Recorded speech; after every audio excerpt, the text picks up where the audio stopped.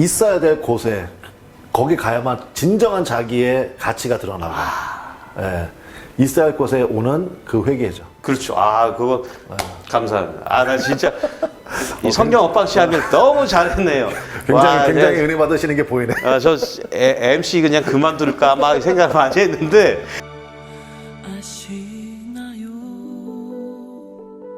얼마나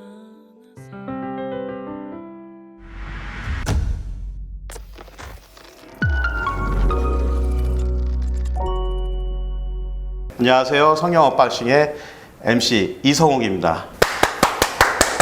네, 안녕하세요. 새살의 교회 김웅호 목사입니다. 반갑습니다.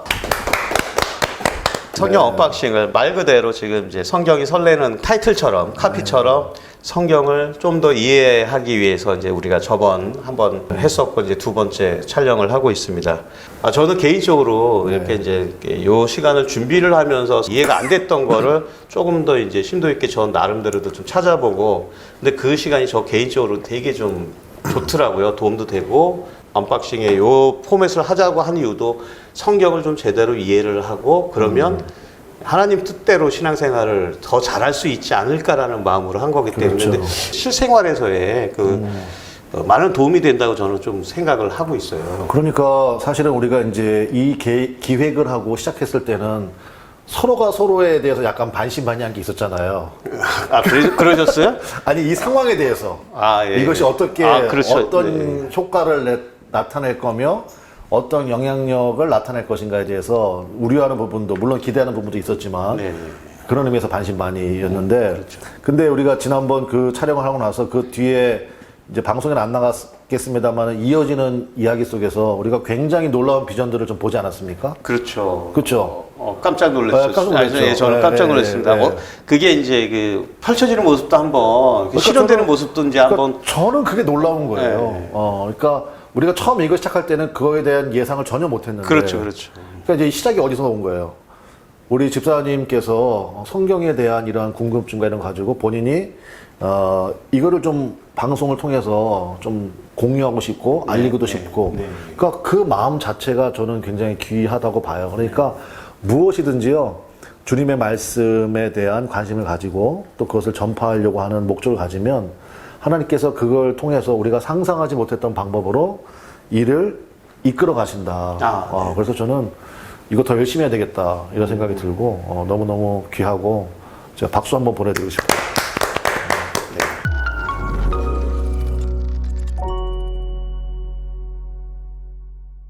오늘은 제가 이제 누가복음 15장을 준비를 했습니다.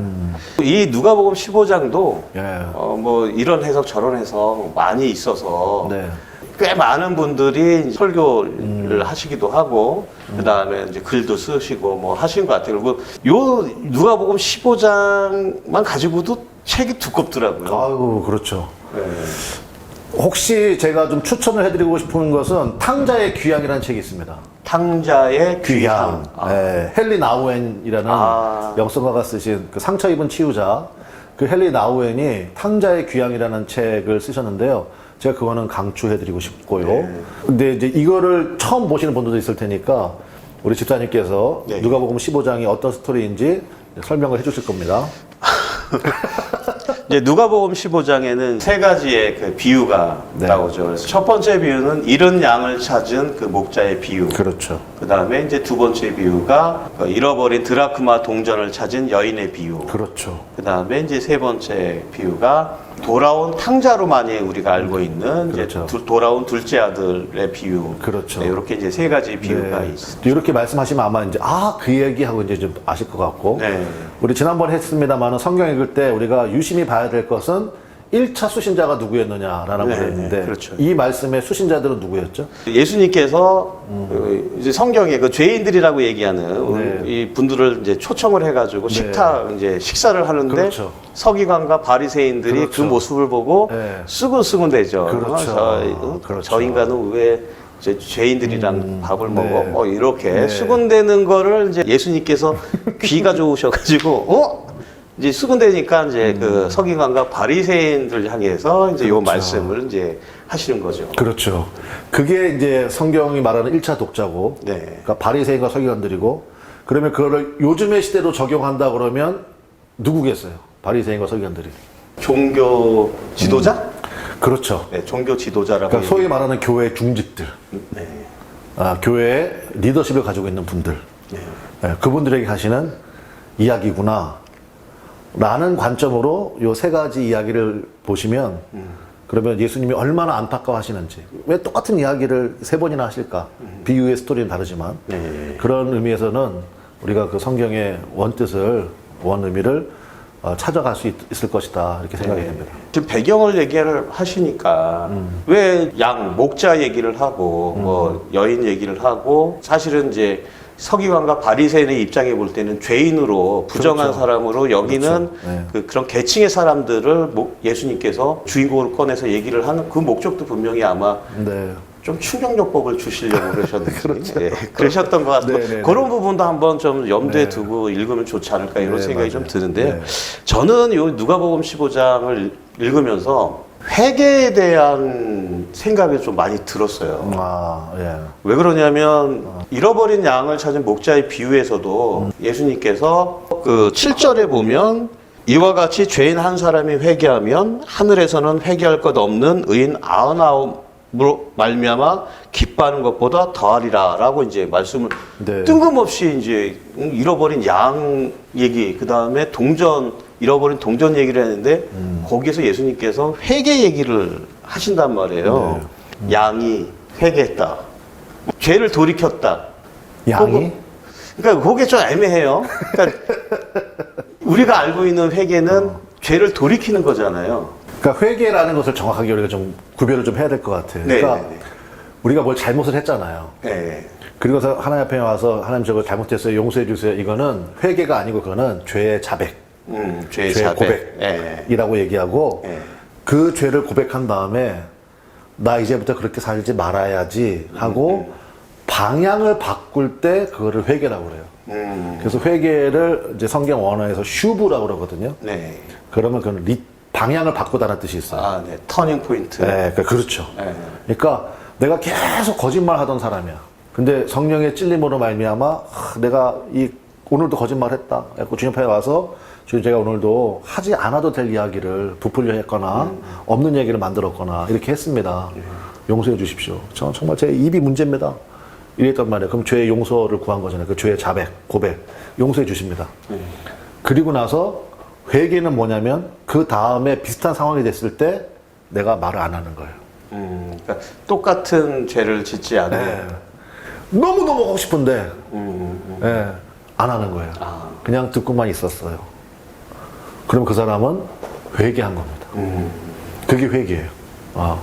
그러니까 그런 지금 의미에서 교회에서 너무 회개가 그럼 좀 남발되고 있다라고도 볼 수 있겠네요. 그러니까 사실은 회개는 쉽지 않은 겁니다. 그러니까 죄의 고백. 그러니까 이렇게 이해하시면 좋을 것 같아요.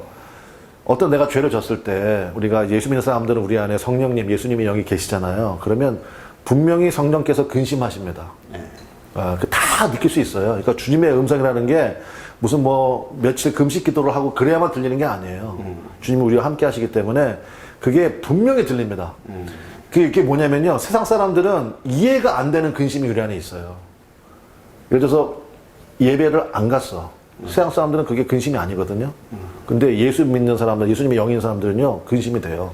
네, 제가 거리가 멀다는 핑계로 안 오면 쉬려고 누워도 잠이 안 오더라고요. 네, 드려야 될 11조를 띵겨 먹었어. 세상 사람들은, 야, 그걸 왜 드려? 꽤 큰 돈이잖아요, 사실은. 네, 자기 수입의 10분의 1이라는 것은. 근데 예수 믿는 사람들은 그게 굉장히 걸림이 되거든요. 그러니까 차원이 다른 거예요. 그러면 이제 그런 음성을 들었을 때, 그거를 인정을 하고, 내가 이거 하나님 앞에 회개해야 되겠다. 사실은 정확하게 용어를 쓰자면, 이 죄에 대해서 용서를 구해야 되겠다. 고백을 하는 거죠. 네. 그래서 고백을 하고, 그리고 나서 그 다음에 방향이 달라져야 되죠. 고백을 했는데, 똑같이 또 그렇게 살아. 그럼 또 죄의 고백을 해야 되는 거죠. 죄의 고백을 하고. 그러니까 사실은 죄의 고백은 쉬울 수 있으나, 회개는 좀 어렵죠. 그러니까 지속적으로 지켜야 그게 진정한 회개다, 이렇게 이해를 하면 좋겠네요. 그렇죠. 진정한 의미는 그런데 지속적으로 지키기 또 쉽지 않겠죠. 근데 횟수는 줄어들 겁니다. 오늘 본문에서 죄의 고백과 회개 아주 중요한 포인트를 지적해 주셨는데 그거를 우리가 좀 이번 기회에 정확하게 좀 구분을 하면 좋겠다. 네. 그런 생각이 좀 들어요.